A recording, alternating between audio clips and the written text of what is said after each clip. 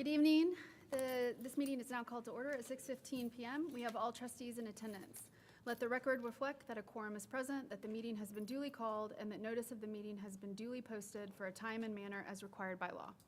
At this time, the board will now retire into closed session in accordance with the Texas Open Meetings Act and Government Code 551.071 through 551.084.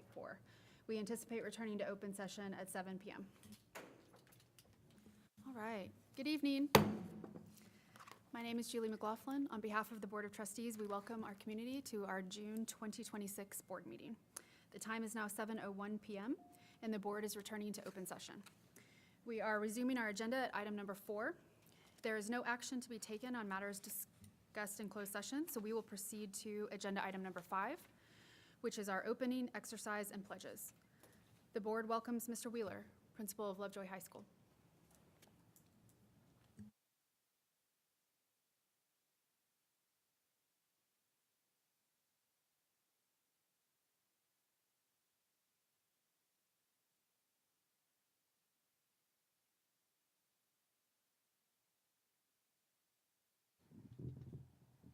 It's on. Hello. Okay, there we go. Good evening, members of the board, Superintendent Cordell, cabinet, and community members. Today, I have the honor of introducing two gentlemen that will lead us in our pledges. The first is Ben Sussman. Ben is a member of our powerlifting team. He is also one of the National Merit finalists that we'll be celebrating today. He graduated this year in the top 10% of the class and is currently working at the Frontier Museum as a teacher there. He will be going to Purdue this fall, studying nuclear engineering in the Honors College. I also have Nolan Finnegan. Nolan graduated this school year in the top 10 of his class. He was a member of our robotics and computer science team. He is also a National Merit finalist that we'll be celebrating tonight, and he is a member of the Young Men's Service League. So, Ben and Nolan, the floor is yours. Thank you. Now for the Pledge of Allegiance. I pledge allegiance to the flag of the United States of America and to the republic for which it stands, one nation, under God, indivisible, with liberty and justice for all. For the Texas Pledge. Honor the Texas flag. I pledge allegiance to thee, Texas, one state, under God, one and indivisible. Please remain standing for a quick moment of silence.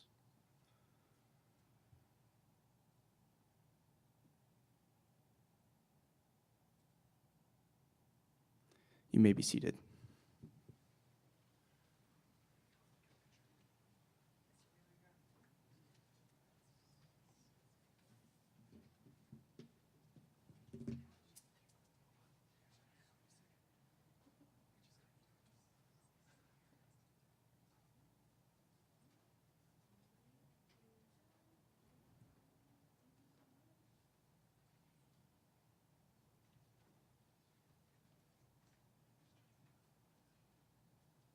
Thank you very much. Agenda item 6 is recognition. We always begin our meetings by recognizing key celebrations for our students and staff because they are at the heart of our mission as a district. We will start with Ms. Cordell. Thank you. We are proud to welcome Dr. Chad Burnett as our Chief Leadership and Learning Officer. Dr. Burnett joins us from Eanes ISD, where he was the Executive Director of Teaching and Learning. He holds a Doctorate of Education in Educational Leadership, and we are thrilled that he is joining our team. Him and his wife Candace are making the move up to this area, and he has already hit the ground running. So please join me in welcoming Dr. Chad Burnett as our Chief Leadership and Learning Officer.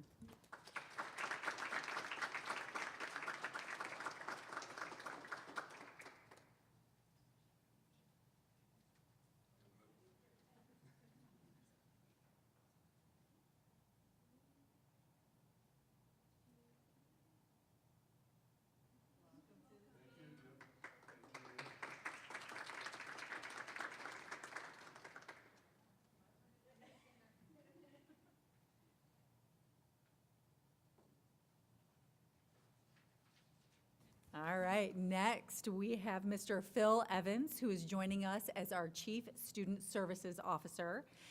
Phil, or Mr. Evans, is a veteran educator with over 30 years in public education. He has served as a managing director over a number of middle and high schools in Frisco ISD the last several years. He has also served as a principal at the campus level. Mr. Evans has been married to his wife Beth for 32 years. They have 3 grown children, and Phil this summer is going to be a grandfather. So congratulations to Phil on the new position. We are very excited about everything that he will bring to Lovejoy ISD.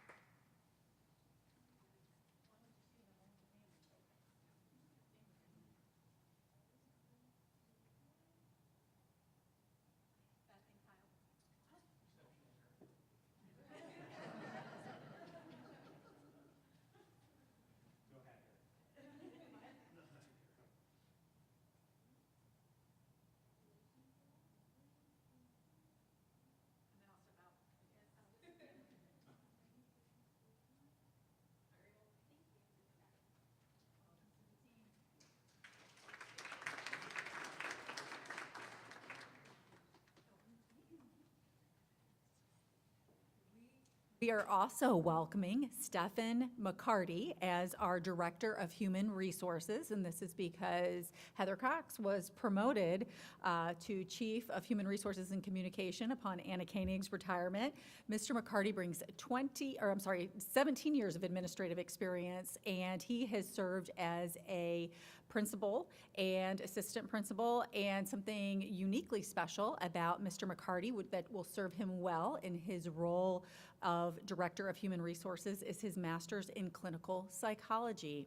Mr. McCarty has a wonderful wife named Eleanor who is here with us this evening. They have 3 beautiful children, and Mr. McCarty is a musician, piano and guitar, right? Okay, so not only can you serve our human resources function, we expect to be musically entertained as well. All right, come on up and be welcomed.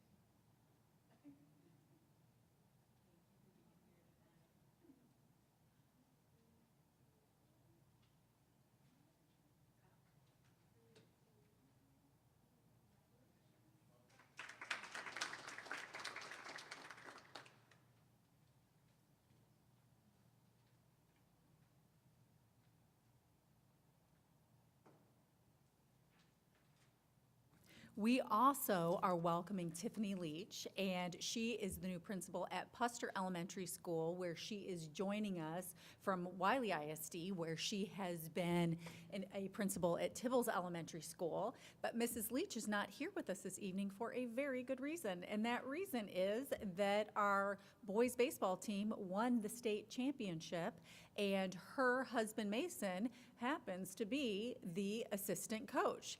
And our baseball team is being recognized tonight at the Rangers game down on the field. So Mrs. Leach is where she should be with her beautiful family celebrating that state baseball championship. But we would like to welcome Mrs. Leach to the Lovejoy team.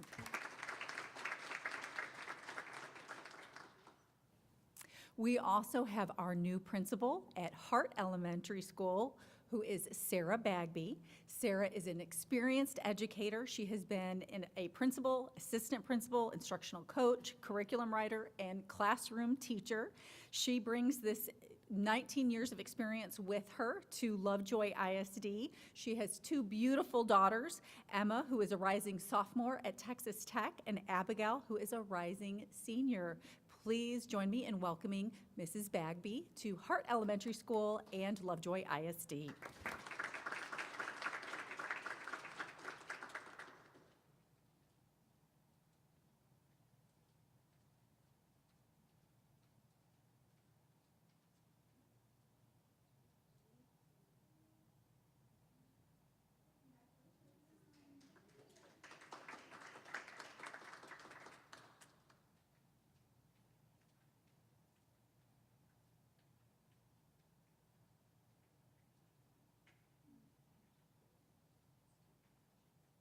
right, I think we got our steps in, Katie and I did. All right. I think next is Dr. Zambezi.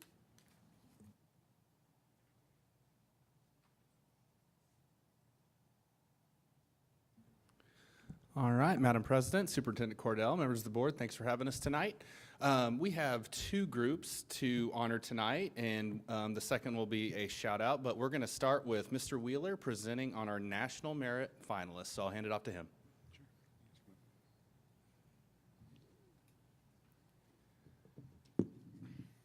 All right, good evening again.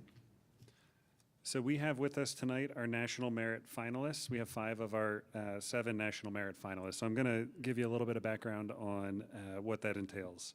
So every year, over 1.3 million students took the 2024 preliminary SAT National Merit Scholarship qualifying test and met requirements to enter the National Merit Scholarship Program, which is a nationwide competition that recognizes and is awarded by the National Merit Scholarship Corporation.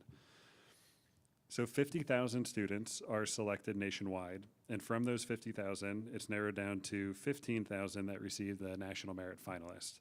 So that represents about 1% of students nationwide that take the qualifying exam. So we're pleased to announce that these 7 students from Lovejoy High School have been named National Merit Scholarship Program finalists. We have a couple that aren't with us today. Carson Dykstra.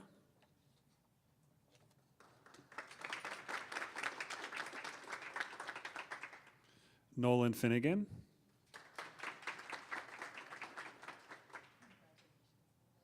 Andrew Lamping. Shalok Navanitha Krishnan. Pranav Pamadarthi.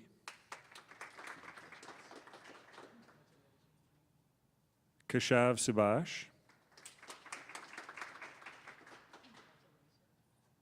And you can tell that they're all graduates because without me telling them, they got alphabetical and they know how this works. That was impressive, guys. Good job. And Ben Sussman.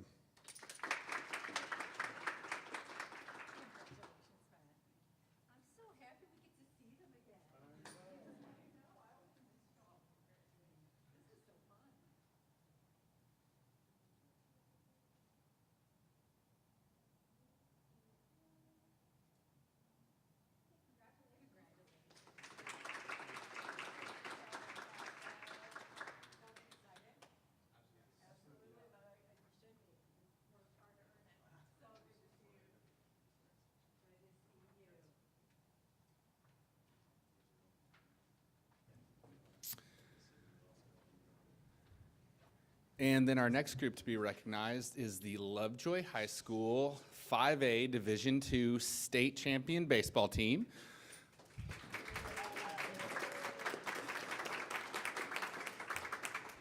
As Superintendent Cordell mentioned, with Ms. Leach being at the baseball game tonight, the Rangers game, they were invited to be honored tonight at the Rangers game, so they're there tonight. We will be having them here in person at the July board meeting, and so we'll get to see all of them. But just could not be more proud of Coach Groh and look at all, not only these student athletes and baseball players, but also everyone from the assistant coaches down to the student managers, trainers, everything like that. So huge team effort, first baseball state championship in school history, and so whole community's proud of them. And whether we were there watching them on the live stream or down there in Round Rock, cheering them to victory, it was an awesome thing. So look forward to seeing them in July.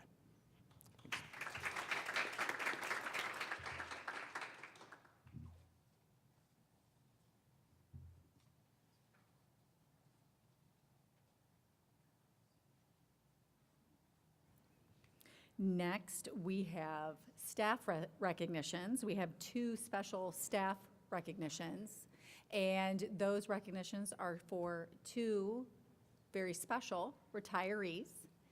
Anna Koenig, who is our Chief Human Resources and Communications Officer, and for Dr. Lori Tinsley, who is our Assistant Superintendent of C&I. You can tell they weren't expecting this.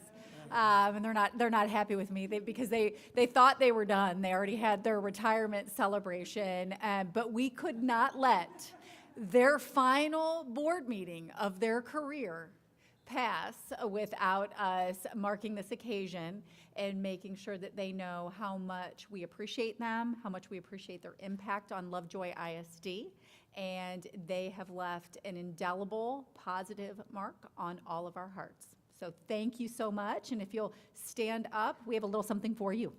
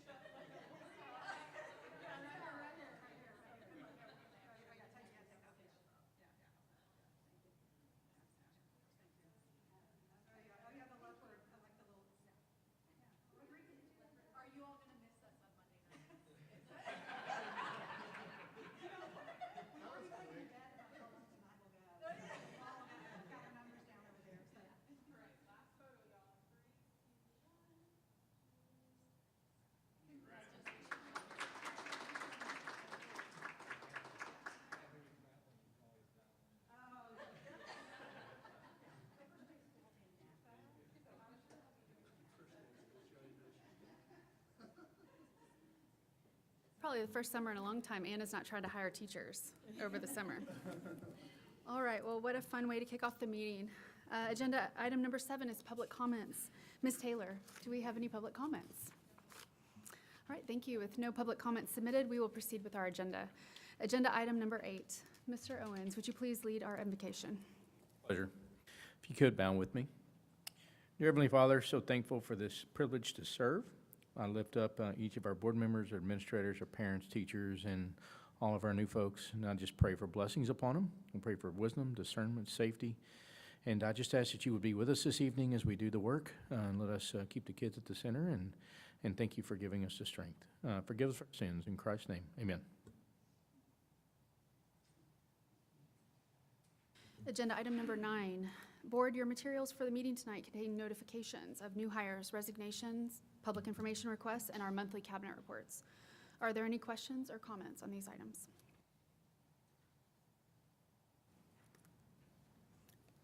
Moving along, agenda item 10, consent agenda. Board, your materials for the meeting tonight contain consent agenda items, including prior meeting minutes, our monthly finance report, and routine vendor agreements. There is also the final 2025-26 budget amendment. Are there any questions on these items, or is there an item that a trustee would like pulled for separate consideration? Hearing none, I will entertain a motion. Motion to approve the consent agenda. Second. Motion and a second. Is there any additional discussion? All those in favor, please both say aye and raise hands. Aye. Any opposed? Motion carries. Thank you. Next, we will have a celebration of learning presentation highlighting our My Community Credit Union partnership. Dr. Tinsley. Thank you. Wanted to lift up, as you all know, we've been in a partnership with My Community Credit Union for the past couple of years, and we have made established some goals we want to put in place moving forward, working with My Community Credit Union.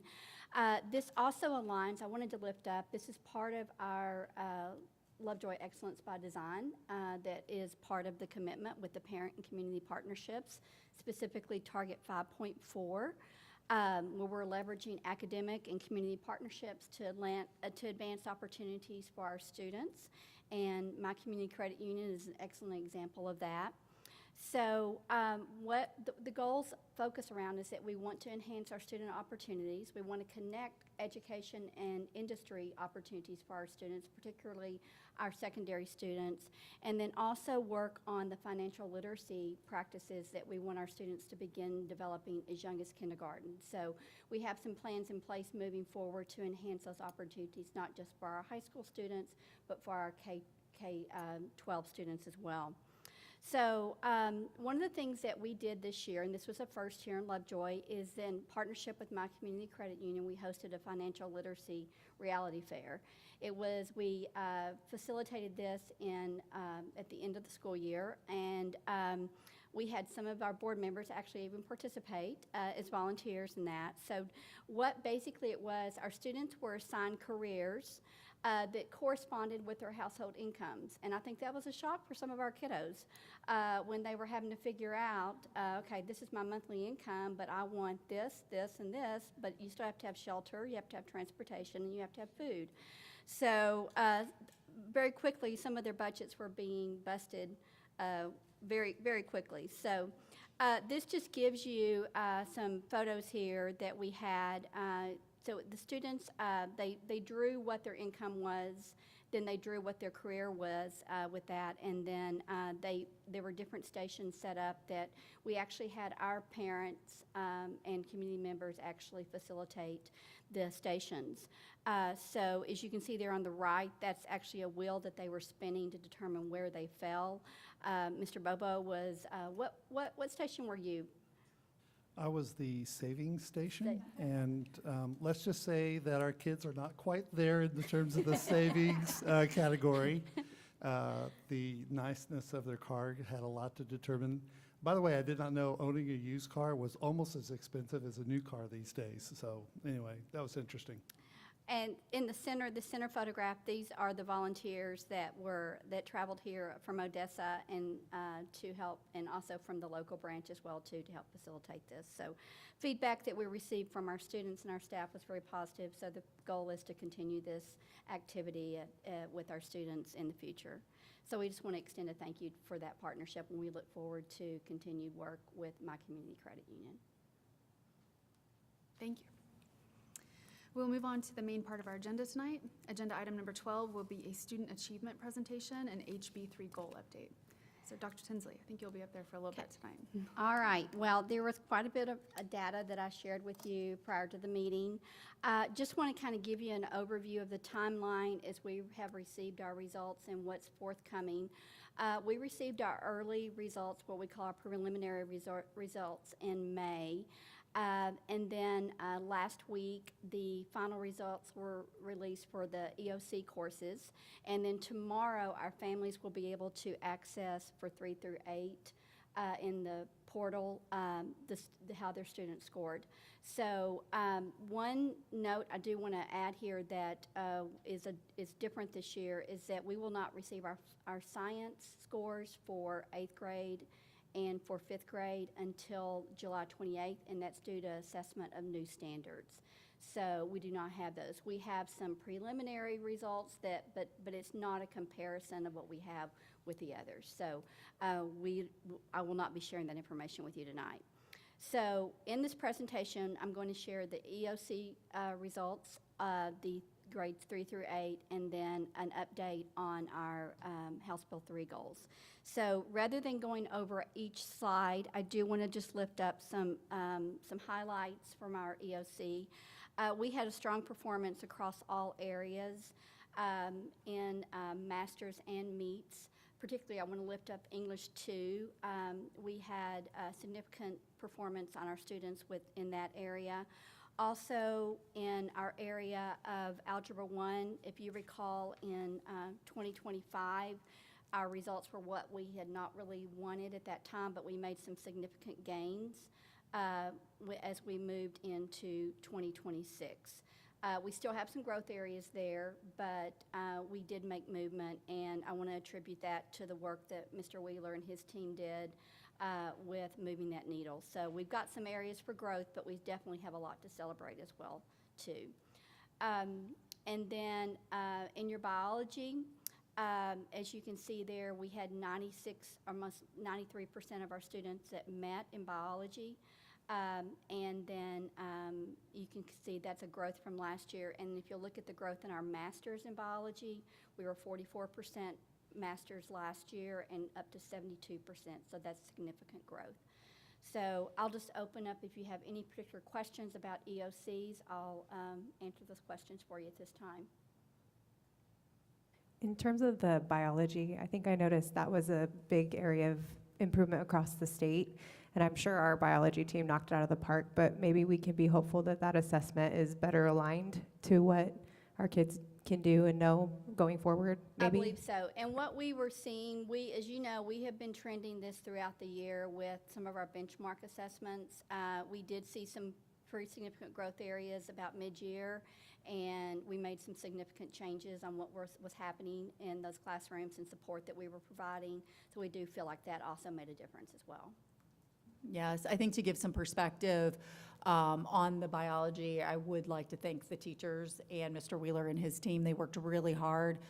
Mid-year, we weren't quite on track where we would have liked to be, and to look at the way that they collaborated, came together, and put a phenomenal plan together to make sure our students grew at high level. So 28 percentage points increase in master's performance is truly remarkable. And then our performance, when you look at it statewide, we were potentially, we may be tied for first in the entire state of Texas. So although the state saw remarkable gains in that area, we certainly had a standout performance. So congratulations and thank you to our curriculum instruction team and to the teachers and leadership team at Lovejoy High School.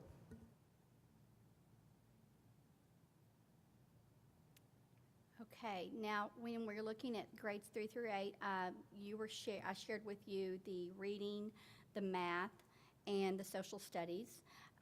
So I just want to lift up some high points here. Pretty much across the board, we observed an increase in our meets and masters in multiple content areas. We did have some areas that we still have some room for growth as well, as Mrs. Cordell lifted up. One thing I do want to lift up, there's a slide here that, so these slides here, you're seeing this is two different groups of students that we're comparing. I do want to lift up, though, on the same group of students. So for Hart Elementary, for Arla, so those were the third graders they're this year fourth graders. The growth that those students made in masters and meets was significant. Also, you'll see the same in fifth grade. Reading as well. We do have some areas there, as you see at Puster, we've got some areas that our students did not make the growth as we intended. We have been breaking that down and looking at some factors that may have had an impact on that. And the C&I coordinators are already making some plans to help shift some of that and provide some additional support. And then the same thing you'll see when we looked at the cohort growth in math.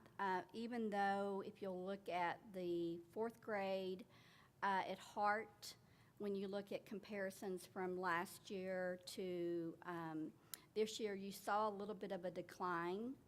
But if you'll look at the growth that particular the students made, they had a 27 percentile growth in masters and meets. So I think it's important to not only show the overall percentage, but to show the growth in the cohort as well. Are there any questions that you might have? And again, we stayed pretty steady with our social studies, 8th grade social studies. And if you recall, we were some of the highest performing in the state in 8th grade social studies last year. So we stayed fairly steady on those outcomes. I was just going to thank you for both views of the percentage year by year and then the cohort analysis. I think the year over year helps us kind of see that instructional side and maybe what is effective on the teaching side, but then that student-centered analysis is obviously really important. When I was comparing this to our MAP data that we got in May, my question was going to be, sometimes I could see how that correlated. We were growing a lot in MAP. STAR seemed to reflect that. Sometimes it wasn't as directly aligned. How would you like us to kind of marry those two, if we should at all? I would say when we look at MAP, but also I want to lift up we did the interim assessments that the state provided, and those were pretty significant indicators of how our students were going to perform. So pretty much what we've observed trending with MAP, our district benchmarks, the interim assessments, the outcomes were pretty much, they aligned with what we've been observing all year long. So yes. And I know you mentioned more support in the areas for Puster. Obviously, we saw huge growth at Hart. I know the part-time tutors were implemented at both campuses. Is there something we were doing a little differently at Hart, or just, I'm wondering what we're going to look They at? both were receiving, they both used the tutors, and they both had, when you look at class sizes, they were very similar on both campuses. I think there were some staffing changes that occurred, so that's something that I think that will be important as you evaluate the strengths of our teachers. So I think that it's really hard to say. As I mentioned, one area we're breaking down, we're looking at the writing scores and trying to determine what outcomes, because we had some teachers who did very well with their students with the writing scores where others did not have that outcome. So we're trying to break down why those outcomes were very different from there too. So we've still got quite a bit of analysis to do once we're able to see the release test as well. And just from a board perspective, I just want to make sure we're informed so we know how to offer support. But you mentioned class size, and I think that's one thing that we have prioritized, and seeing how our students grew and the success they had. I'm glad we're going to continue to prioritize that as a board. So thank you for lifting that up. Sure.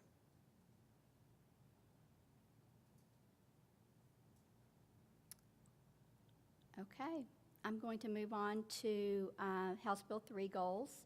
So what I will be lifting up tonight and sharing with you are our early childhood literacy and MAP targets.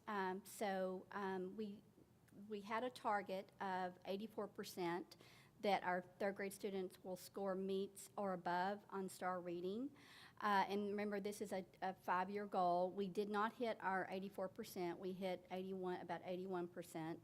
I think when you go back and you look at the third grade between the two campuses, we see where there's definitely some strengths and then some growth areas as well. So the other areas that we do assess, we assess M-class, and then we assess DRA. So when we're looking at targets for M-class, we're looking at your kinder, first, and second grade students. So I provided for you, and I've shared this previously earlier in the year, the beginning of the year, the middle of the year, and end of the year, so you could see the comparisons there.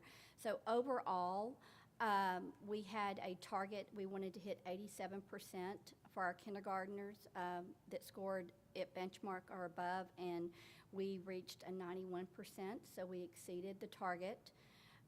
You'll see it broken down by both campuses there at the end of the year, so both campuses actually exceeded the target. When you look at first grade, we did not hit the target on first grade. We had an 89% target for this year. We ended the year with 86%, and you'll see that we have some growth areas in first grade. And so that will be a continued area of focus as well in that area for reading for first grade. For second grade, we had a target of 89%, and we had 86% that met end of year, so we didn't quite hit that for second grade on M-class. And then you'll see it broken down by both campuses. And then when we move into DRA, that's students that are reading on grade level or above. So I want to lift something up in kindergarten. So when you see kindergarten middle of the year, you had 98% overall. When we assess kindergartner students at the middle of the year, we are looking for skills that are very, very foundational in the early reading behavior. So that means just how to handle a book, directionality, one-to-one correspondence, beginning and ending sounds in a word, and some high-frequency words they're assessed on. By the end of the year, the complexity increases to where students are having to decode words, and then also comprehension is assessed. So it's not uncommon that you're going to see that decrease a little bit. In fact, some districts don't even assess the middle of the year like what we do here, but that just gives us a target. But hitting 91%, I believe, is something to celebrate with our kindergarten students, because those are some pretty complex skills that they've acquired. 91% of our students have acquired those by the end of the school year. And when you see our first grade students, we had a target of 84%. We had 83% end of year, very close. And then for our second grade students, 92% was the target, and we have 93% of our students that are reading on grade level in DRA. So we're proud of the work. We've still got more growth areas, but overall, we were very pleased with the outcomes of our students on the DRA and M class. Okay. And then the math goal, we had the target to, we would reach 84% of our students would meet on grade level or above on the STAR math. And so we had a target of 84%. We almost hit it, very close. But I do think that you saw the differences between the two campuses as well too. But we do have some growth areas in math, particularly over at Hart, that we've got some focus areas to do in third grade with math. So. I think my only question, I know we had to recalibrate the House Bill 3 goals this past year. For math, we're so close. For literacy, do we anticipate having to recalibrate again, or we know what we need to do? I would not, I would not anticipate we would need to. I believe the trajectory that we're on right now, and if we can continue down the path with progress monitoring, the appropriate interventions, the utilization of the instructional resources, and unpacking the standards using our curriculum documents, I believe we're going to continue to accelerate. When we look at teams that were, and I've lifted this up before in a board meeting, when we look at teams that are consistently doing this, we're seeing the outcomes. I'm going to use Lovejoy High School as an example. Some of the teams over there, the outcomes that they were getting. So I just think we continue continue to work on the work, and I would anticipate we're going to continue to trend up.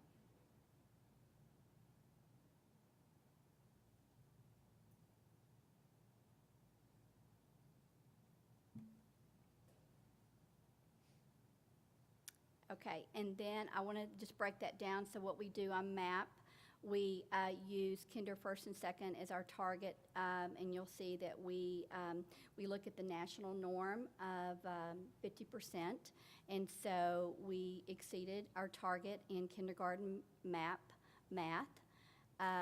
We were very close to the target in first grade, and you'll see a significant difference between Hart and Puster, and so that's why I was lifting up about some of the math instruction that we need to take a closer look at. And then you'll see that we exceeded our second grade as well.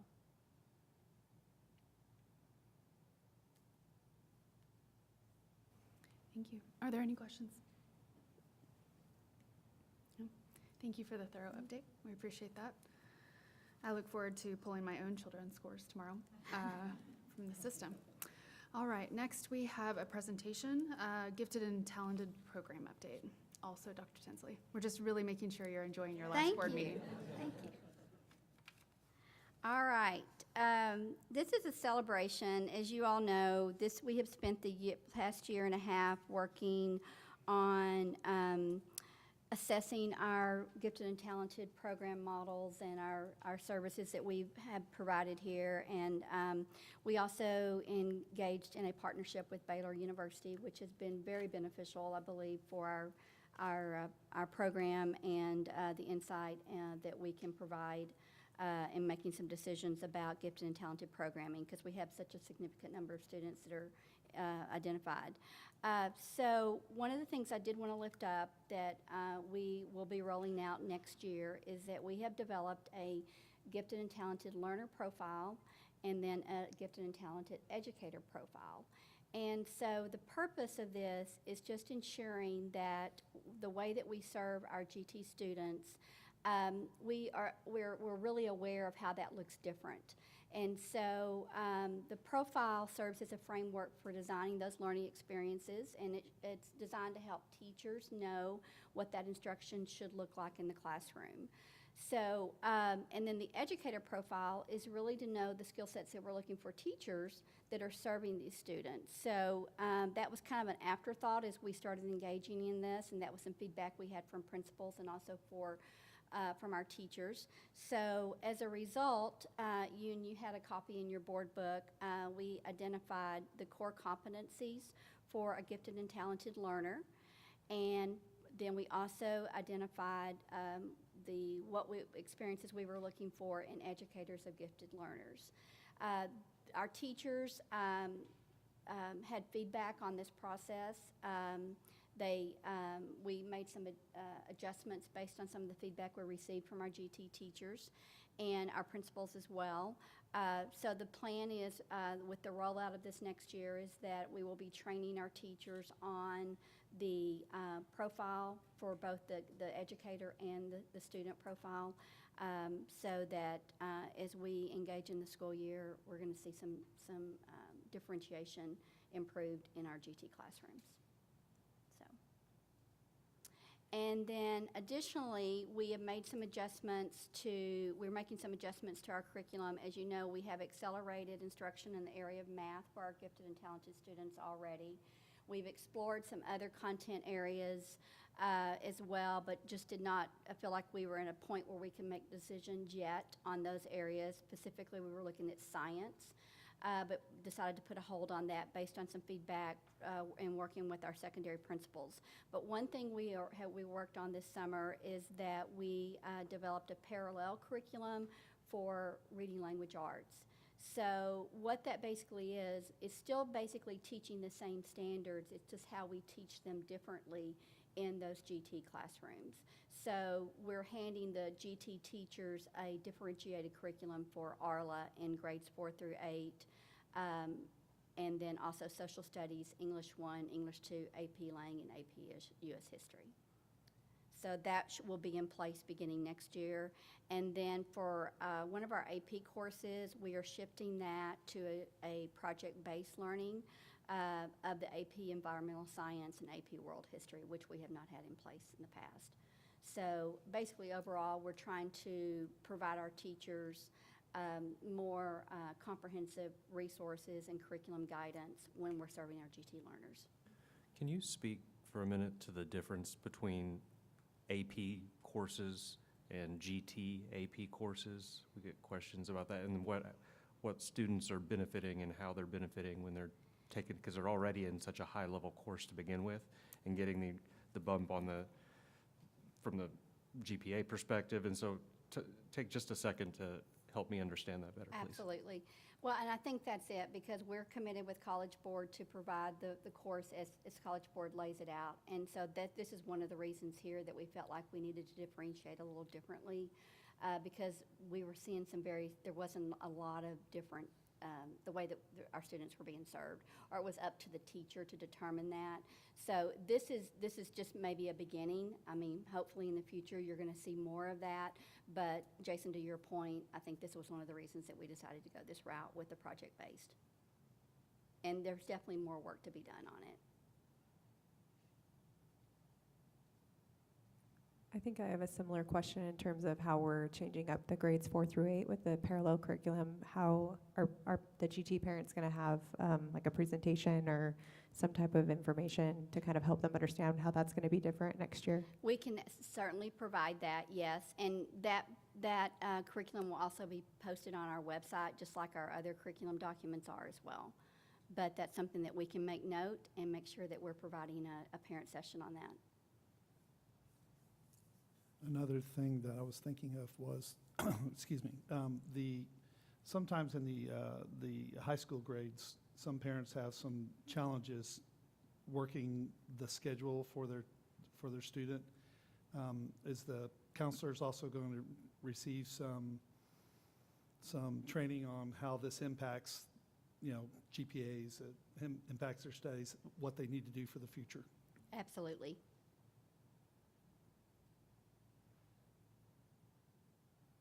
Any additional questions? All right. Thank you, Dr. Tinsley. Agenda item 14 will be a presentation on the end-of-year staff survey. Ms. Cox, welcome to the podium. Dr. Tinsley's on a roll, though.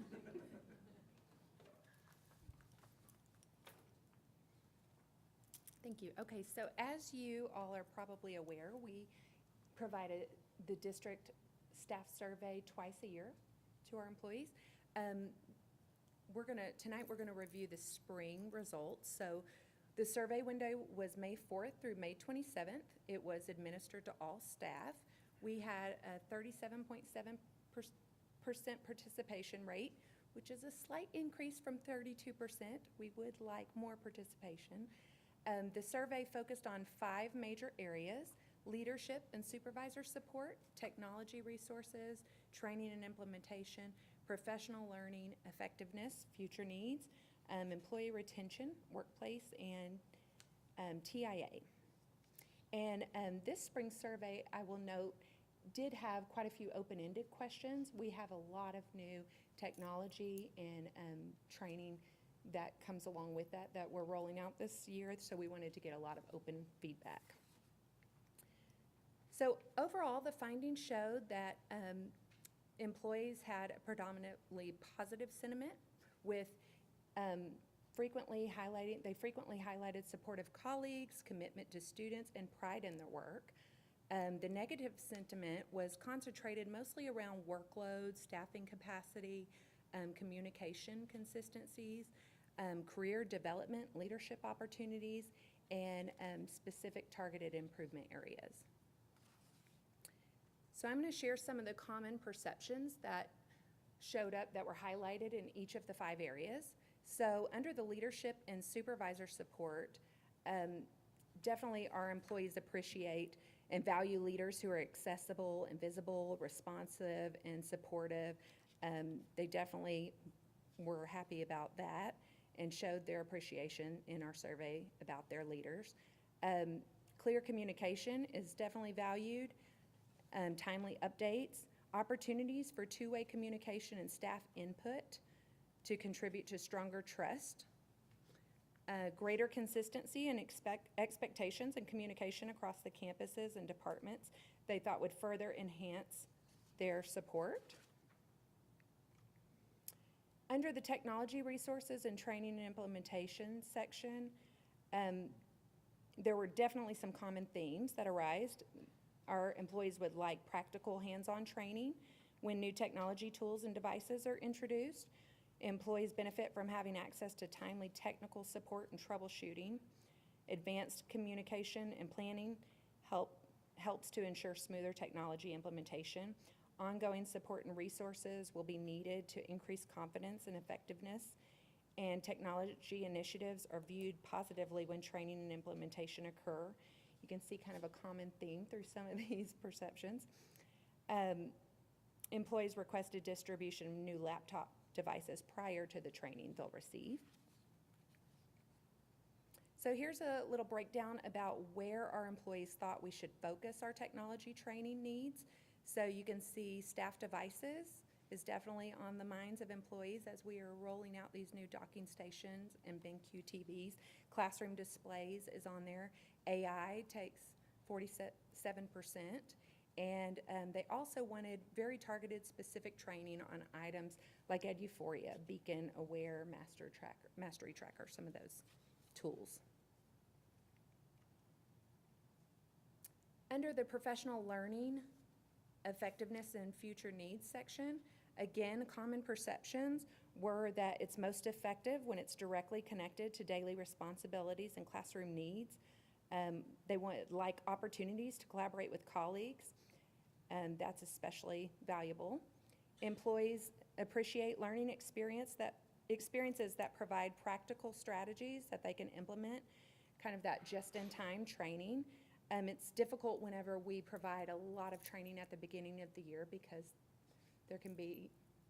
people can be overwhelmed. And so we definitely saw that our employees are saying they would like it kind of as the year rolls on, just in time as it's needed.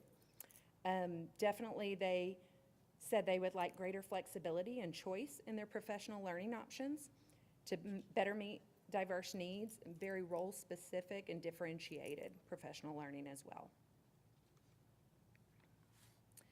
So we asked, what topics or skills would you like to see prioritized in professional learning? Definitely the curriculum and instruction materials was at the top of the list, the digital resources, Again, very specific items, Go Guardian, Classroom, Google Classroom, Eduphoria. And then also, you can see a couple of the other big items were improving student engagement and classroom management strategies. Okay, the next section focused on employee retention and workplace experience. Themes that surfaced under this section were positive relationships with colleagues and students are definitely key contributors to job satisfaction. Our employees do take pride in supporting the students and contributing to our district's mission. They appreciate a supportive work environment and collaborative culture. And employees value a positive work environment and believe that enhanced communication, stronger support systems, manageable workloads, meaningful growth opportunities will contribute to their long-term commitment to stay in the district.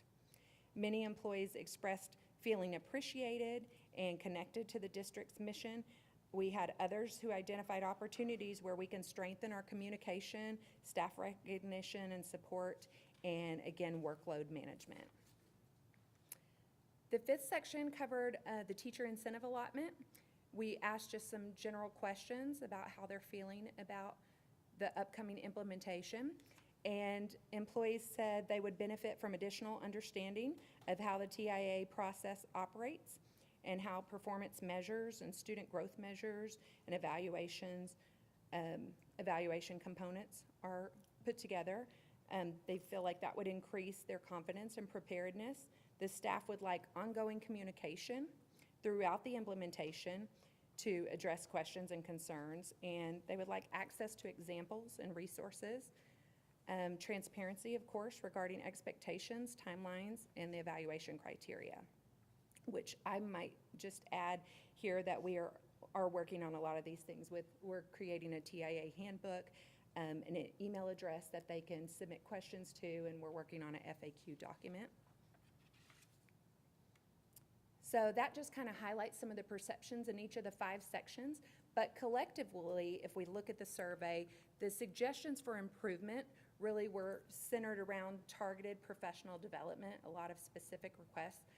Again, I think with the new technology coming, you know, our staff really has that on the forefront of their minds about some of the things they'll need. Also, improved communication between departments was something that came up, so we're going to work there to improve. And more efficient structures, ways to streamline our work, making sure that we're not duplicating our efforts. And our staff thought we could do more feedback and growth check-ins.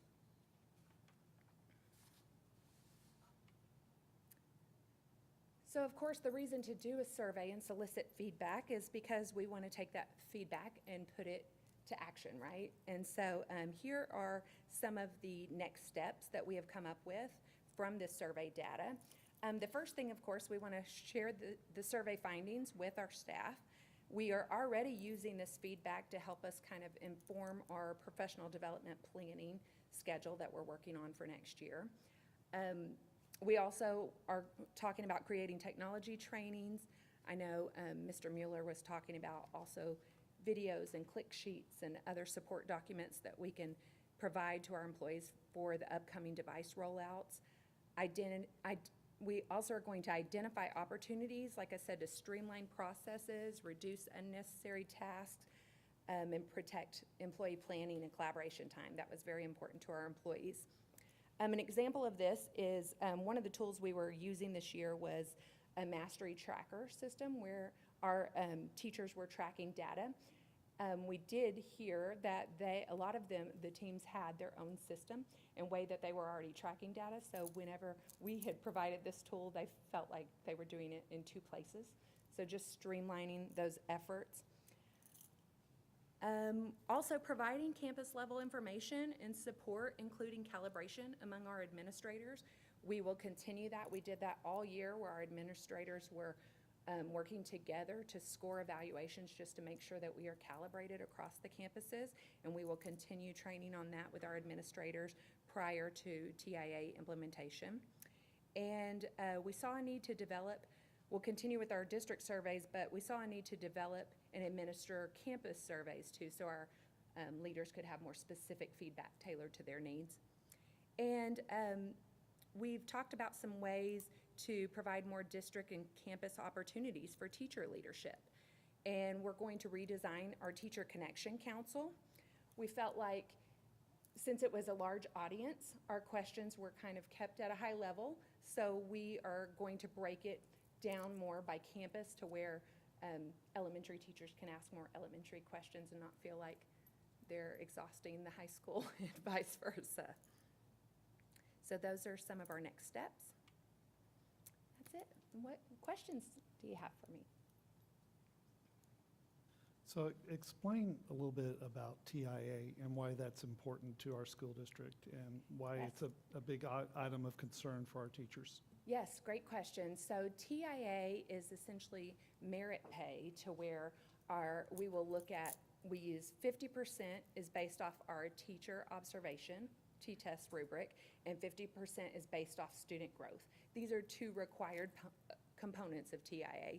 So obviously, we want to make sure all of our administrators are delivering their scoring on T-tests, that they are calibrated and all scoring the same way. We wouldn't want someone giving really high scores and someone giving really low scores when it's tied to compensation in the future, or will be. Good question. So we have been, this year we did some training with Region 10 at the beginning of the year, and they came out and worked with our administrators, and they have a calibration tool, and we've done videos and different things throughout our meetings. So we might show a clip of a classroom lesson, and then we might all score it individually, and then we put it in their system, and it highlights and kind of shows where are we off, where are we aligned.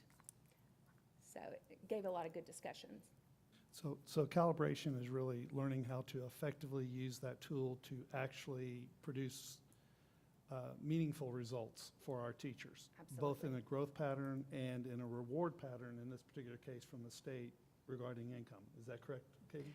Teacher incentive allotment is essentially a compensation program for teachers developed by the state and implemented by the state of Texas. And it makes available additional compensation for teachers based on student learning growth outcomes. And in order for that system to be valid and reliable, we have to have a level of calibration. Because a part of the TIA measurement is the evaluative part, the T-test, so the evaluation that their supervisor, their principal or assistant principal is doing. And then another portion of it, as Ms. Cox said, is also the student growth measure. So whatever student growth measure we determine, our teachers will be measured on those student growth outcomes. And so it's very important that those measures be valid and reliable, and that we go through a preparation process to make sure we have all of those components in place. But it certainly is a transition for our teachers, our campus administrators, and for those of us at the central office level. And so we have been committed to that progress of learning and making sure that we are taking the appropriate, thoughtful steps towards successful implementation.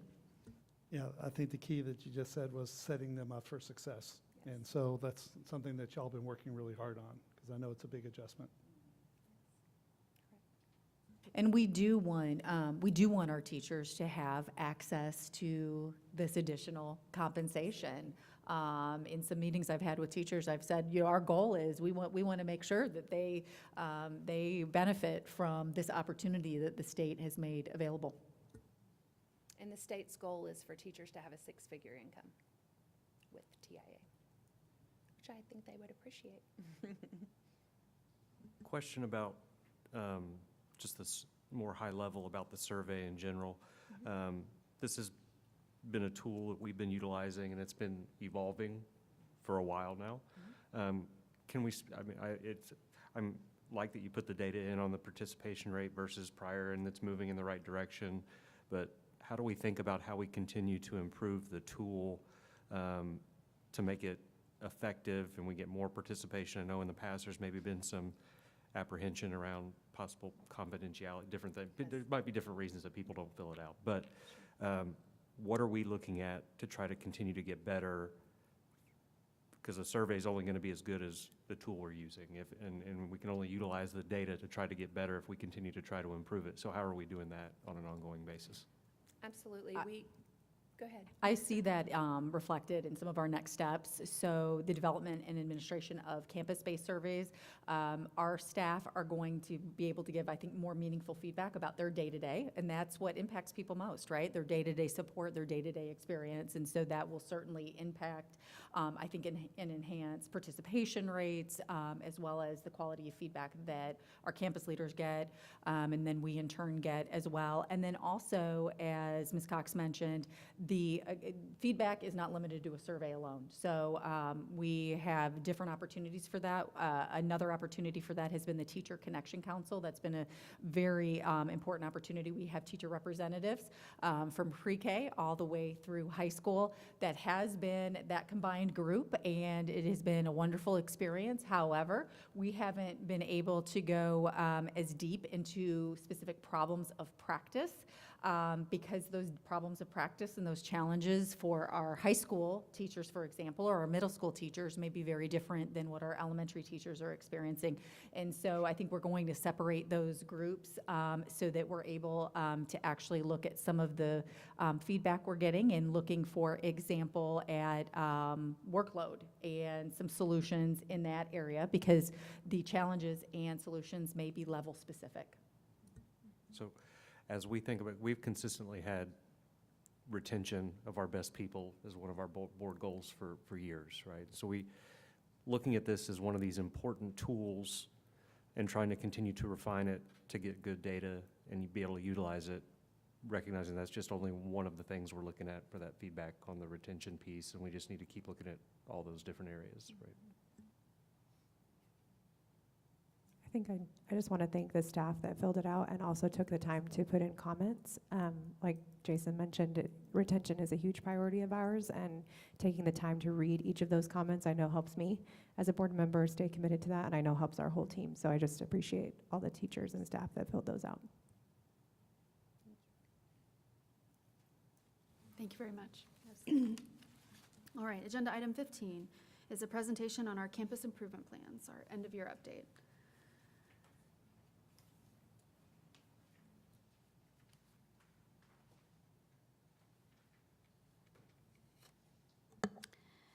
So this is actually the interim update. You'll receive an update in August of the final once we receive all the scores. But so the way I'm presenting this tonight for you is that I took each of the 5 goals focused on safety, people, learning, culture of progress, and parent engagement. And this is certainly not a comprehensive update of all of the incredible work that our campuses have been doing to execute these goals and achieve these goals and objectives. But I do want to lift up a little bit from each area. So in the area of safety, what I shared with you is that our schools did a really good job of completing all of the required drills, engaging our first responders as appropriate. We were 100% across the board throughout the district. Also, our campuses were committed to holding weekly debriefs with their school marshals and including them in the discussions on what was going on in their campuses. Some of our campuses also implemented an assessment of behavior management and identified some areas that they needed to improve on. Specifically, that was Sloan, and are designing some specific training for their staff. And one of our campuses also, they use the reward system for tickets for incentives, and they have bus assignments on the buses for our younger students, and they were giving out had the bus drivers awarding the reward tickets as well. So again, that is not everything, but that's just some highlights for you. On the area of people, wanted to lift up, most of our campuses you'll see were really invested in developing using teacher leaders. An example is at Lovejoy High School, Mr. Wheeler and his team utilized the department leads. They were trained in the student-centered coaching, and they also had an additional period for that coaching and supporting their department. So what he's wanting to do is to move further, is to have a leadership academy to create and sustain some formal leadership over time on the campus, and hopefully that will help with retention as you were just talking about. Professional development came up across the board on all of our campuses. Everyone has seen the need to have it very teacher-centered as well, and also having some of our teachers lead the professional development. Instruction coaching was valued on all of our campuses, and our principals felt like that was also moving the needle on supporting our teachers and eventually having a positive impact on student achievement outcomes. When we're looking at learning, I do want to lift up, you heard quite a bit of this in the student achievement update, but that could not have been done without the campuses implementing their balanced assessment plan and using formative assessments to have timely assessments and data to design and adjust instruction as needed.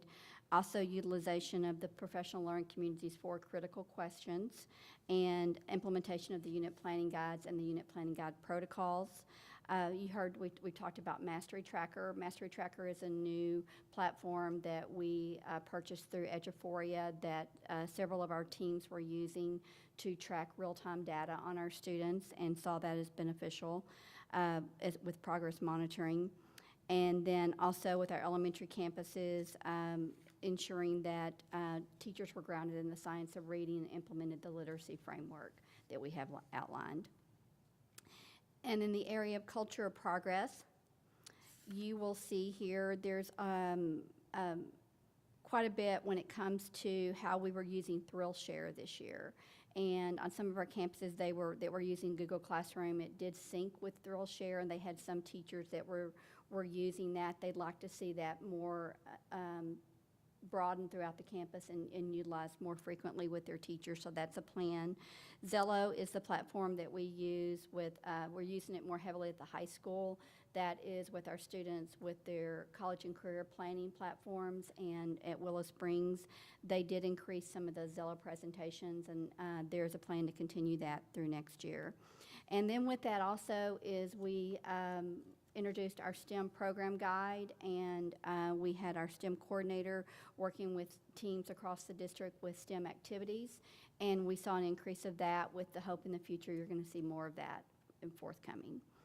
And then when you look at parent engagement, what I saw mainly across the board is that we maximized opportunities to engage our parents, but we certainly see opportunities to increase those opportunities as well. So, any questions?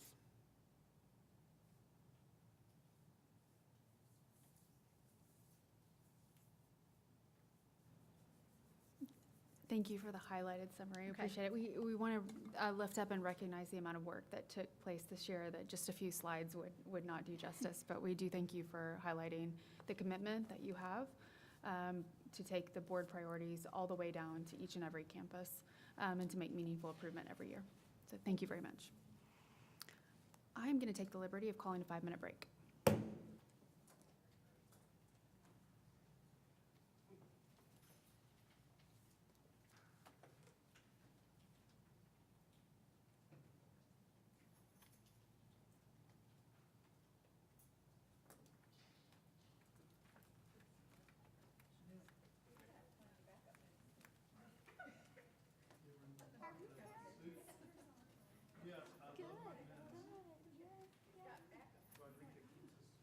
Oh, I've got my daughter and son-in-law and the 2 grandbabies here. They're in Virginia, so they came Saturday. So yeah, they're here all week. So, yeah. Yeah. Yeah. How's your summer going? Oh, yeah.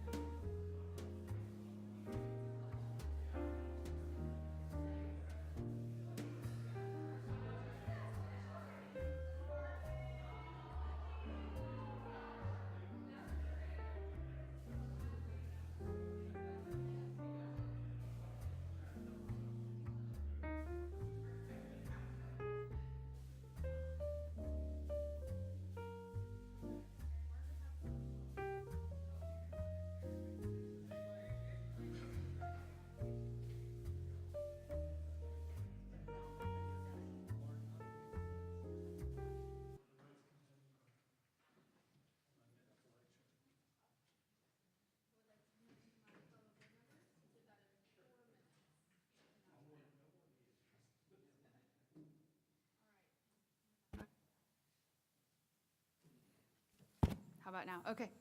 Thank you, everyone. You did that in a perfect 5 minutes. So we will now be back into the meeting at 8:14 p.m. At this time, we will now focus on our primary goal in the June meeting, which is the finalization of our 2026-27 district budget. I will now open a public hearing on the 2026-27 budget and proposed tax rate. Ms. Taylor, are there any public comments? Agenda item 17 is a presentation on the 2026-27 budget and proposed tax rate. This is our 9th budget review session. And yes, I do count it down just to give evidence as we are diligently planning for the 26-27 school year. Mr. Wellman. Good evening, Board of Trustees, Superintendent Cordell. As mentioned, tonight we're here to review and recommend the 26-27 budget for the board consideration. As you know, that this meeting we will be proposing for the board to consider adoption on the 26-27 budget, but the publicized tax rate will be the current year, the 25-26 tax rate. And then upon completion of the July property value, the certification of the property values, the taxable values in July, will bring forth the tax rate adoption in August.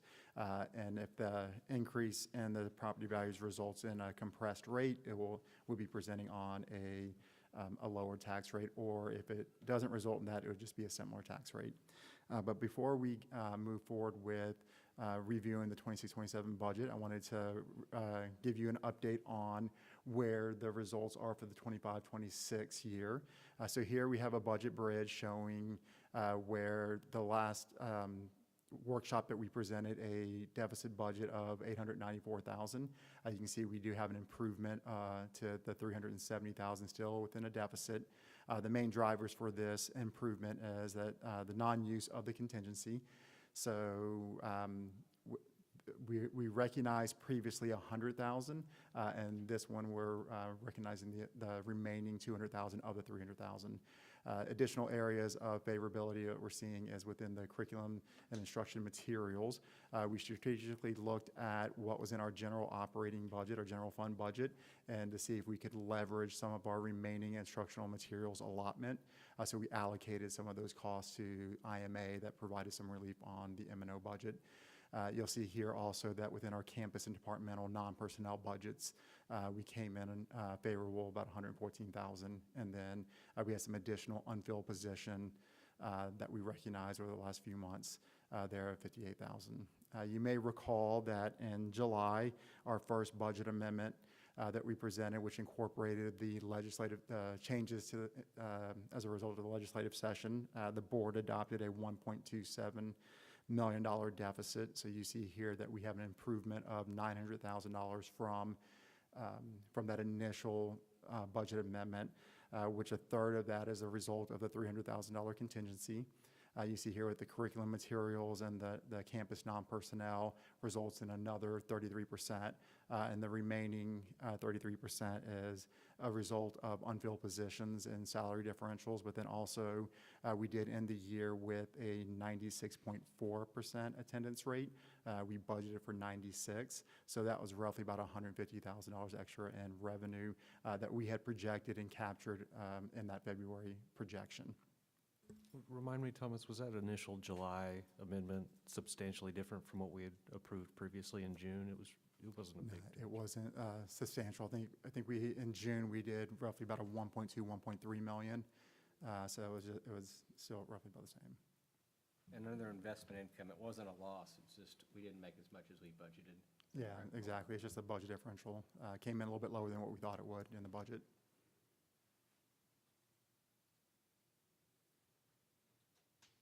Okay. So as it relates to the 26-27, no major changes from what we've been presenting on as far as the budget considerations. We're still anticipating a deficit budget. It does reflect scaling for both central office and campus-based staff. We are proposing and recommending a minimum 2% increase for all returning staff. In here, it represents roughly a 2% annual increase in supplies and materials. We're maintaining that 96% attendance rate and being conservative there, but hoping that we can maintain, if not improve on that 96.4% that we saw this year. We are maintaining the contingency of $300,000. You may recall that in the June workshop, we had tabled the conversation on the property and liability insurance because we were able to continue negotiations to where we received an additional $50,000 in savings that resulted in an overall savings to the budget of over $161,000. And then there are definitely some savings from the bond fund. So the purchase of the student information system going from Power Schools to Skyward Q, and then also the purchasing of the copiers had some savings for those two items. And as we mentioned, we updated the 25-26 projected financial results. Within this model and budget, we are still unsure of the impact of the special education funding. So we will not know until after we close the books for the 26-27 year on what that financial impact will be. Hey, Thomas, did you keep the levels at, quote, the hold harmless? So it was what we were doing last year? Yes, sir. So it's the budget reflects the current funding model, special education funding model, and at a minimum, we will receive that based off that hold harmless that you spoke of. So the multi-year financial outlook, we still show multiple years of deficit budgets. We do see a slight improvement from the last presentation on the current year. It was roughly over $1.2 million deficit, but because of the continued work we did with the property and liability insurance, we see a drop there down to the $1.18 million deficit. You can see in the out years to FY29, with the improvement of FY26, we get down to 86 days of fund balance there in 29.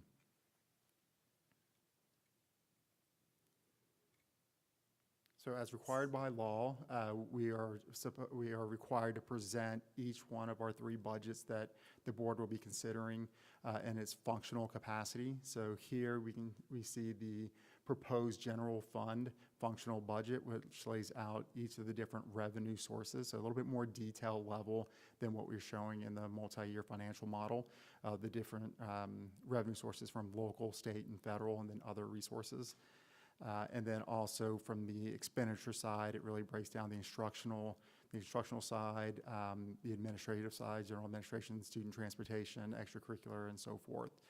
So here you see that we have the $46.4 million in revenue and then the $47.6 million in expenses. That gets us to that roughly $1.2 million deficit on the general fund.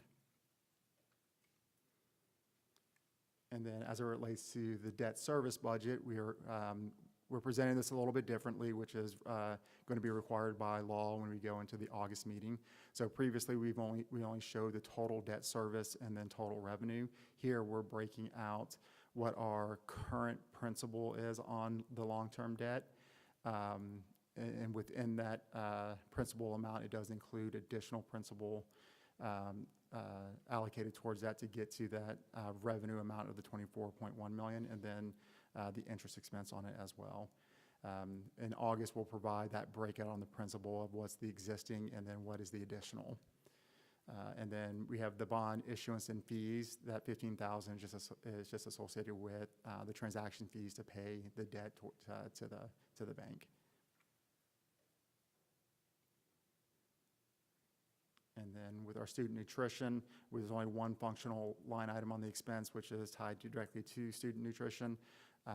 We're maintaining that we'll be able to balance the budget for student nutrition with just about a little over $2 million in expenditures and then $2 million in revenue, with the majority of the revenue coming from local sources, which is the direct payment for the meals and the a la carte items. And then on the federal program revenues, that's going to be our National School Lunch Program at our intermediate and primary schools.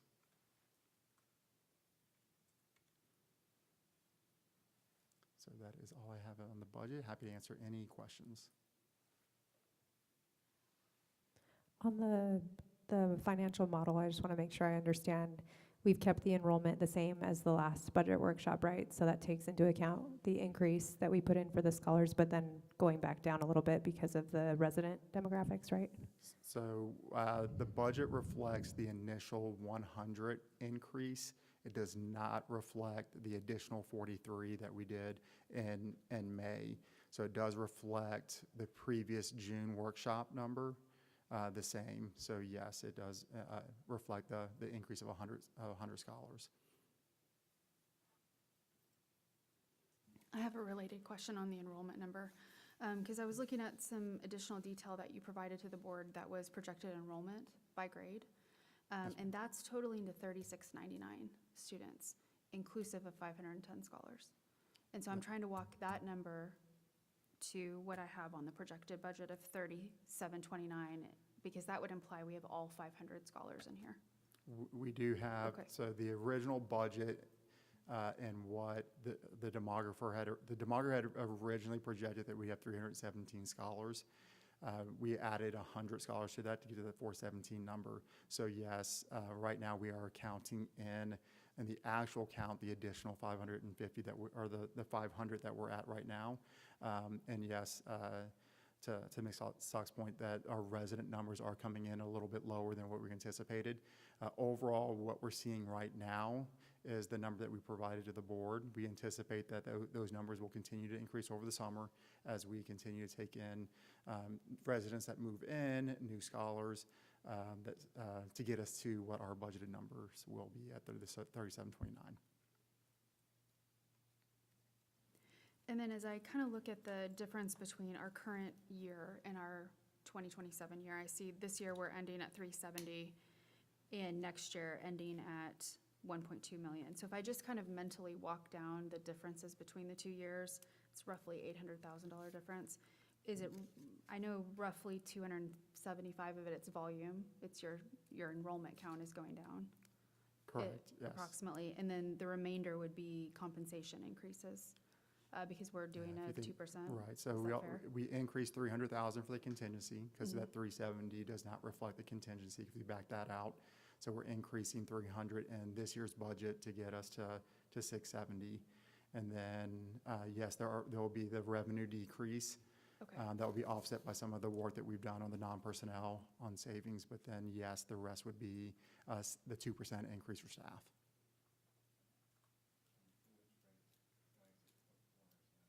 Slightly different attendance rate, okay.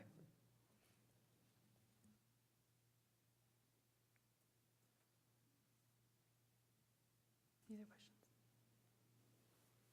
It's amazing how recapture is nearly, get us out of the deficit each year. There's an alarming trend for 9 years. Every deficit year, it's that number. It's almost equal.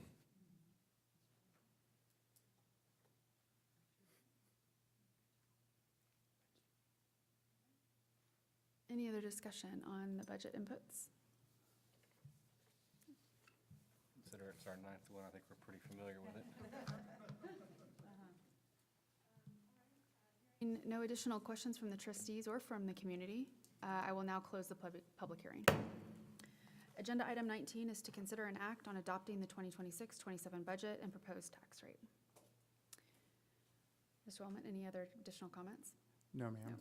We just, the administration recommend the adoption of the general fund, debt service, and student nutrition budget. And at the prior year tax rate of 1.2552, correct? Yes, ma'am. Okay, trustees, if there's no additional questions, I'll entertain a motion. So moved. Second. I have a motion and a second. Any additional discussion? Hearing none, we'll proceed to a vote. All those in favor, please say aye and raise hands. Aye. Any opposed? Motion carries. Congratulations. All right, item number 20. We couldn't leave Ms. Koenig out. We needed to give her one thing to No. present. Item 20 is to consider an act on the 2026-27 compensation plan. Yes, now that you have approved the budget, I am going to introduce the compensation plan. Of course, for the past 4 years, we've been working with Lovejoy 2030 and updating our strategic plan And this past year, we redid it, and it was time to redo it because we had met a lot of those goals. So our new plan is Lovejoy Excellence by Design. And of course, we always want top talent, and so that was something that we will continue to strive for. And we put strength and professional support for growth, recruitment, retention, and leadership pathways. And we did also see that in the survey, so I'm glad that that is one of our goals. Once again, our compensation goals, we want to recruit and retain top talent, and we have to do that with compensation. And we know, especially right now, times are hard, and we're seeing that and hearing that from all those around us and our employees. So we need to provide competitive salaries there. And we also know that the increases in healthcare have drastically changed, and acknowledge the increases in healthcare there too. Basically, as Thomas had already shared with you, we're asking for a minimum of a 2% salary increase for all returning staff.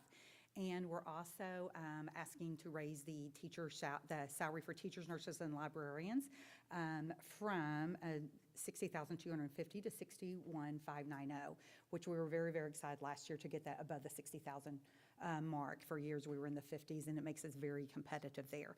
We are also going to continue the district medical insurance contribution of $350 per month, which is a great help to our teachers. This would be the salary scale for our teachers, nurses, and librarians on a 187-day contract there. And you can see brand new teachers, $61,590, so very, very competitive there. And we think we can be competitive with surrounding districts in the area. We do monitor that, so you're aware. So Anna, on a quick question, so a returning teacher, they would get the 2% raise, plus they would get the step up?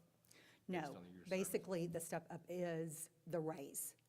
So it's a minimum of 2%, okay, from the following year, but that's a year of service. Okay? Good question. Also, just so that you're aware of our medical care benefit contribution, TRS, most of our teachers are either on the active care plan, the primary, or the active care HD. As you can see, for an employee, many years when I started, it was like we didn't pay anything, but now it's up to $614 for the primary, and then of course the high deductible plan is $628, and then it talks about the spouse, and that $350 very much comes into play there for us to support our employees as those costs rise there. So some of the other benefits we have, we're still going to keep Recuro telehealth for every employee independence. That is very, very popular. That's where our teachers can call in the day of. They can, for their kids, it helps with absenteeism. It helps our employees. It's easy to use. And we provide telehealth, not just for the employee, but for all their dependents. And it's very, very reasonable. So we're very fortunate for that. Life and accidental death policy, we also provide. We give them 5 local leave days. We also have a sick, they can join the sick leave bank. And as if you recall, we also give 5 of those extended day leaves for those that need it, which helps our FMLA expanding a little bit. It's 5 additional days that we just take out what their daily rate would be. So that's also a benefit there. Our staff children can attend Lovejoy ISD, and we provide the transfer bus, which is also very, very popular. The planning days, once again, to give them opportunity to get together and to plan as teams there.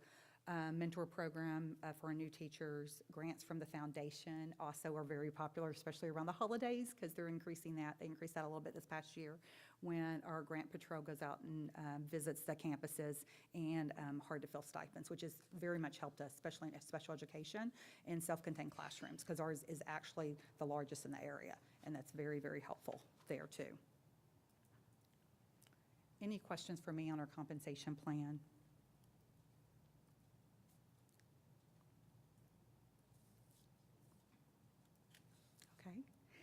It is the recommendation of the administration that the Board of Trustees approve the 26-27 compensation plan as presented. So moved. Second. Motion and a second. Any additional discussion? Hearing none, we'll move to a vote. All those in favor, please say aye and raise hands. Aye. Motion carries. Thank you very much. Thank you for your work on this, Ms. Koenig. We appreciate that. We are very pleased as a board to be able to give our teachers a raise, and thank you very much for the work. All right. Agenda item 21 is to consider an act on use of 2025 bond issuance for capital expenditures in an amount to exceed $75,000 for Skyward ERP and frontline HR applicant tracking. Mr. Woolman. Good evening, Board of Trustees, Superintendent Cordell. So tonight, administration is recommending that we replace our current Ascender ERP with Skyward Q. We believe that our current systems right now does have its limitations, that it's creating some manual processing and duplicate data entries across the payroll team and the HR team. We believe that by recommending Skyward Q, this will and then also looking at our frontline solution and enhancing our frontline solutions, it will streamline our processes across our departments and across our campuses. This will build capacity on the HR team and the business service team to take on additional projects, while also providing some additional customer service for our team. When I say streamline processes and build capacity at the campus level, currently the process looks like from a purchasing perspective where if our teachers want to order some classroom materials or classroom supplies, they go on to, let's say like Staples website, they put into the shopping cart, they print off the shopping cart, they bring that print out to the office manager that will then take that printout quote and manually enter it into our current system, current ERP, which takes some time. So by the time they get it, they fill it out, and it goes through our normal workflow approval path. It could take some time for the teachers to get their classroom materials. We believe that by transitioning to Skyward Q, what this would do is Skyward Q connects with a majority of our approved vendors. So when a staff goes into the shopping cart and they hit submit, it automates and goes directly into Skyward Q and goes directly into the workflow process for approval. So that would allow some efficiencies there without the manual entries, but then also get the teachers other resources that they need in a timely manner. So with that being said, what the administration is recommending that the Board of Trustees approve the following expenditures for Skyward Q not to exceed $265,000, and then for Frontline not to exceed $290,000. What the cost includes is going to be the implementation cost, and also a package for a 5-year life expectancy for the software. Within the cost includes the whenever there is an update that is needed, a version update, we would get those version updates, but then also the customer service needed for that 5-year life of the software. So happy to answer any additional questions. How long have we been using our current technology? Oh man, probably like since Shay started, so I don't know how long ago that was. 10 plus years. 10 plus years, yes. So when you're,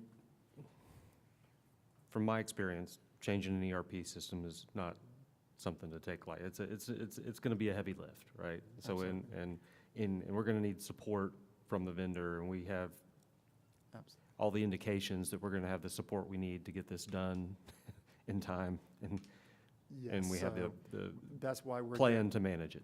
Yes, sir. Okay. That's why we have a 1-year runway, and we're asking now, so that way we can jump in July to start this process. This is not going to be a quick process, quick turnaround. We don't expect to go live until next fiscal year, so July of 2027. We incorporated in the cost for the support from Skyward Q for the implementation of the software. So you're contracting with Skyward Q to help you with that implementation. So there's additional, lack of a better word, bodies to help you all get this done. Yes, sir. That is correct. Is Skyward Q a commonly used platform between other school districts? It is. It came highly recommended for multiple school districts. There's actually a North Texas group that gets together on a monthly basis that helps kind of support each other, but then also supports on the implementation and gives us lesson learns from what they during their implementation. But yes, it is a widely used platform in the state of Texas and especially in the North Texas region. Do you expect to see any of our community see any impact from this, other than what you've talked about in terms of better service, that you'll be able to, on the backside, everyone will have integrated systems, so they're not doing manual work, so they have time to help other things, right? Correct. That's absolutely correct. Yes. So the community may not see a whole lot from the ERP in the front line. What they'll see is that we've built capacity with our staff that would be able to allow them to be more available to answer any type of questions for the community. But for the most part, it's going to be more of a benefit to our staff.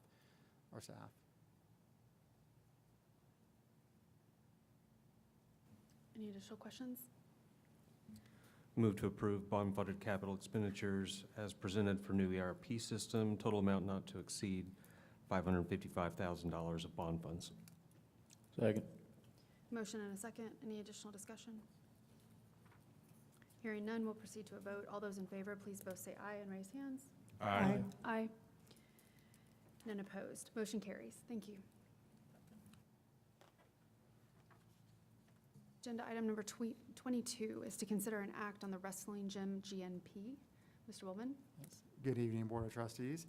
So tonight, administration recommends that the board table the consideration on the wrestling gym GMP. This would allow the administration to have continued review of the GMP, and that we would bring it back during the July regular board meeting. So we're just not quite ready yet on this one? Absolutely. We did some additional deep dive in what they had presented, and we had some questions that need additional time to be answered. Motion to table? Move to table. Second. Motion to table and a second. Any additional discussion? Hearing none, we'll proceed to a vote. All those in favor of tabling this item, please both say aye and raise hands. Aye. Motion carries. Thank you. Okay, as we come closer to the end of our meeting tonight, we have some board organizational items and then some announcements. So agenda item number 23 is discussion and possible action on selection of a delegate and an alternate for the 2026 Delegate Assembly. On an annual basis, the Texas Association of School Boards gathers representatives from around the state of Texas to vote on bylaws and our shared advocacy priorities. Tonight, we have the option to name a delegate and an alternate to represent Lovejoy ISD in those discussions at the state level. The Delegate Assembly for this year will be held on October 9th, 2026 in Houston. I will now open the floor for discussion. We can address if we would like to name a delegate or if we would not. And if we do name a delegate, which one of us would be named as the delegate and as the alternate? I'd be happy to open the conversation and just say I did have the opportunity one year to go to this, the TASB convention as the delegate, and I thought it was extremely valuable and educational. I think Marvin's been a couple of times at least as well. So anybody that would like to volunteer that hasn't had the opportunity to go before, I highly recommend it if it fits your schedule.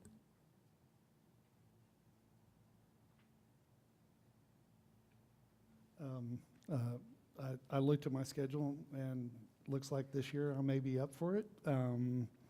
Yeah, I'd volunteer to be the delegate this year, the main delegate.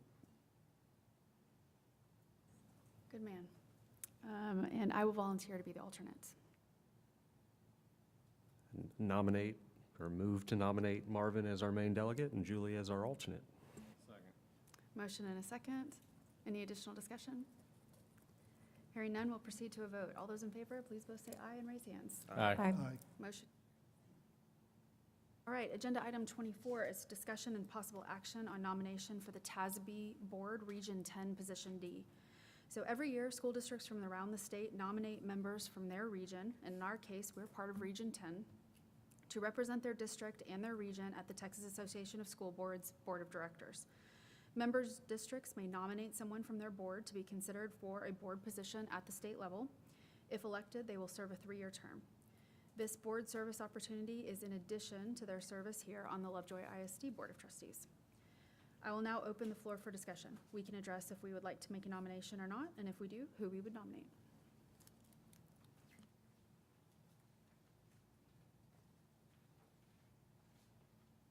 So I took a look at the current board members that serve in those seats. And one of the things that struck me was there is no trustee representing smaller school districts. Mid-size is in our case, but most of them are larger school districts, you know, Dallas, Garland, et cetera.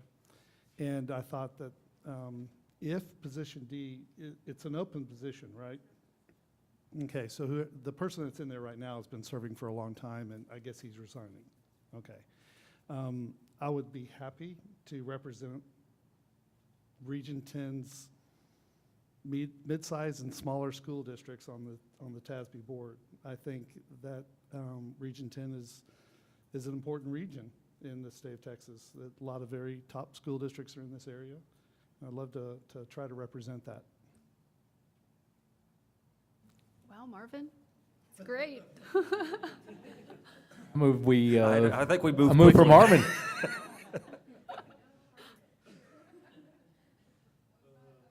We're gonna My have wife any is going to takers. kill me.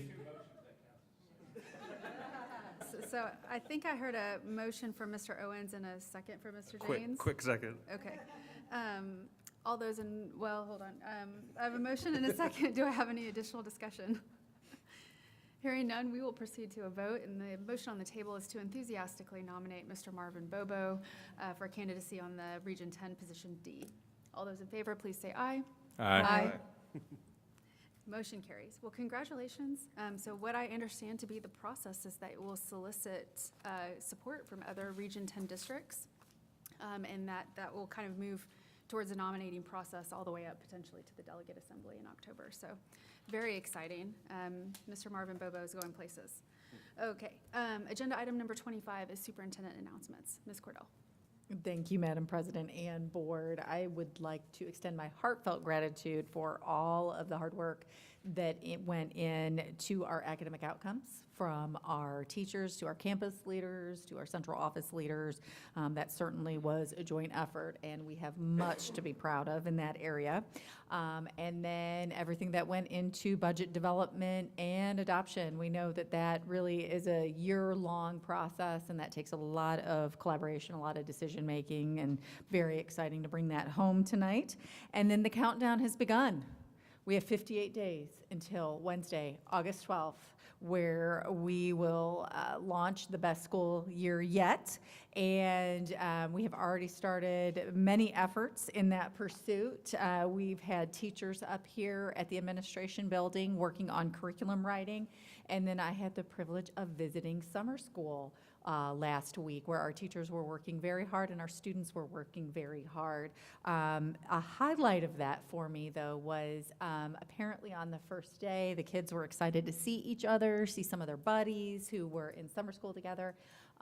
And one of our young students, I believe 3rd or 4th grade, was visiting with his buddies and was very excited to see them. And his friend said, I didn't know you were going to be in summer school. And he turned to his mom and he said, summer school? So I'm not sure what he thought was going to be going on, but when I was there, they were all working hard on academics and making great progress. Thank you, Ms. Cordell. I'm going to need a moment when you said 58 days until school started. All right, agenda item number 26 is an update on our annual board planning items. So beginning each June, the board enters into its annual planning cycle where we evaluate district to board priorities, superintendent goals, and how we will structure our activities, including the board operating procedures and board activity calendar. We kicked off this process at our last board workshop on June 1st, and tonight we will continue those discussions. So I have 3 updates tonight. First is board self-evaluation. So all high-performing teams set goals and evaluate their progress. Earlier this evening in our closed session, the board considered how we will evaluate our own progress as a board during the 26-27 school year and discussed an evaluation instrument. Second, board operating procedures. This is a procedure manual document that outlines the work of the board and how we will agree to work together as a high-functioning team. At our last board workshop, the board established a special purpose committee on board operating procedures. We have set a date for this committee meeting, which is going to be, I think, the first week in July. is what I anticipate. And we anticipate having a draft copy for review and consideration by the full board at our July 27th meeting. There's a few items that I thought I would just pull out for consideration. I noticed on page 3 and also on page 7, we call out the name of our strategic plan as Lovejoy 2030, so we can retire that and move to Lovejoy Excellence by Design. As I move towards like voting procedures, we have certainly had a change, a legal change in the board's expectations around voting, where we now vote on a record voting basis, and we have to raise our hands when we're voting, so we'll reflect that potentially.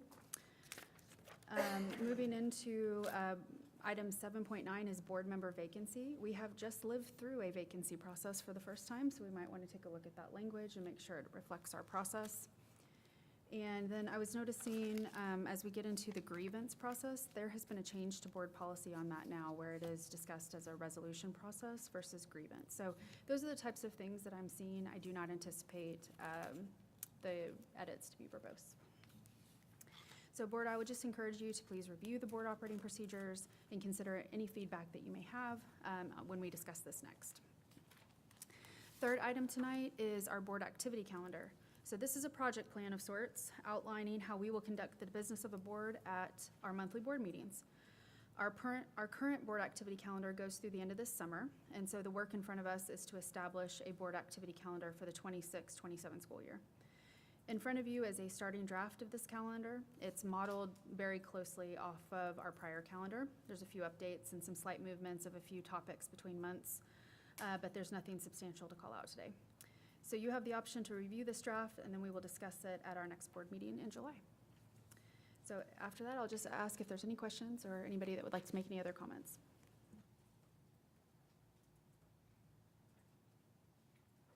Great. So finally, I'll just close with some announcements. Following our June 1st workshop, Ms. Peroni was sworn in onto position 3 of the Board of Trustees, and we conducted both her board and local orientation sessions. This is to provide introductions and training on a wide variety of topics that she will now need to know on how our board and district functions. I would like to thank the administration team and specifically also Ms. Rodrika Taylor for the excellent planning and superior binder that went into the successful onboarding process for Trustee Peroni. Later this week, the board will be gathering in Fort Worth for our annual board training conference we call the Summer Leadership Institute. It's a chance for us to receive targeted training on the many issues facing school boards and public school districts, as well as to meet other trustees from around the state. Our next board meeting will be on Monday, July 28th, and we wish our Lovejoy community a fun and restful summer break. And with that, we're adjourned.